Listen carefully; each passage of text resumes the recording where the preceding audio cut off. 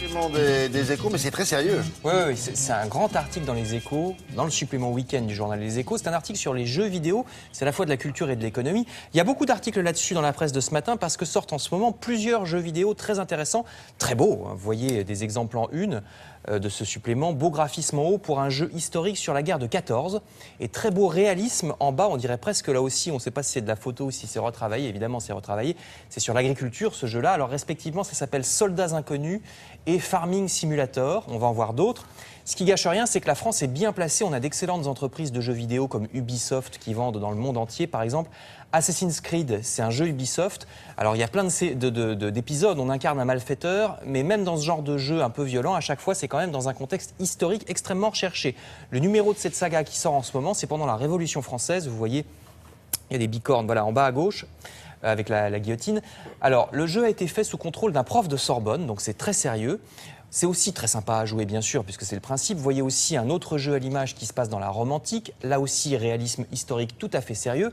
Le Parisien aujourd'hui en France en parle également. Donc bravo les jeux vidéo, c'est vraiment quelque chose de très porteur. Je vous rappelle que Noël approche. Et en plus, c'est raisonnable parce que ça commence dans les 30 €, ce genre de jeu. Ça commence à être vraiment très beau et très intéressant. Souvent violent. Pas forcément. Le Agriculture Simulator. Ouais, avec une moissonneuse batteuse. C'est vrai, on peut faire on peut faire. Ouais, on peut faire plein de choses. Ah, du hachis parmentier. C'est exact, c'est exact.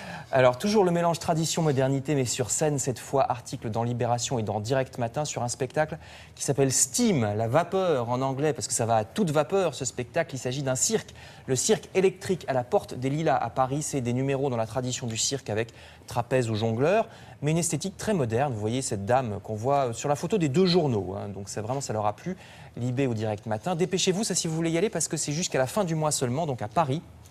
Et puis, toujours de la scène avec l'Humanité, un festival en Seine-Saint-Denis, ça s'appelle Africolor. Festival à partir de demain jusqu'à la fin de l'année avec de la rumba congolaise, des lectures d'écrivains africains, etc. De la rumba congolaise, oui, ça existe. Ah, oui, tout existe, vous savez. Ça, c'est comme Cha-Cha-Cha de Göteborg. Voilà, oui, on peut aussi. Alors ça, c'est entre Montreuil, Pantin et Bondy, en banlieue sud aussi, Africolor. De la musique également avec la Maison de la Radio qui est en pleine rénovation en ce moment. Plusieurs journaux dont La Croix ou Les Échos, comme vous le voyez, parlent du nouvel auditorium de la Maison de la Radio. 1500 places, acoustique parfaite, grandes orgues de 12 mètres de large, la symphonie fantastique de Berlioz demain matin. Et dès ce soir, Boléro de Ravel et Roméo et Juliette de Prokofiev. Enfin, je termine rapidement avec toujours ce numéro de La Croix.